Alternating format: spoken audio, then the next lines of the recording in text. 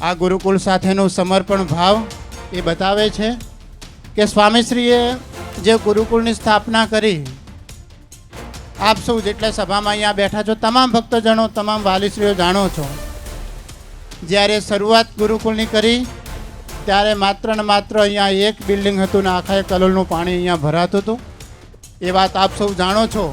અને એ જ્યારે આજે આપણે જોઈએ છીએ કે સ્વામિનારાયણ યુનિવર્સિટીના આજે 25,000 જેટલા વિદ્યાર્થીઓ આ સંસ્થામાં ભણે છે.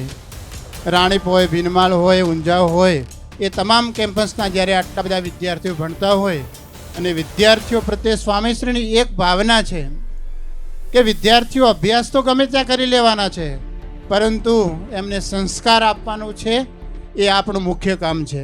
કારણ કે એજ્યુકેશન તો બધે મળવાનું જ છે, પરંતુ જે સંસ્કાર છે, આપણી ભારતીય સંસ્કૃતિ છે, એને જાળવી રાખવી એ અમારા ગુરુજી કહેતા હોય છે કે આપણી સૌની ફરજ છે.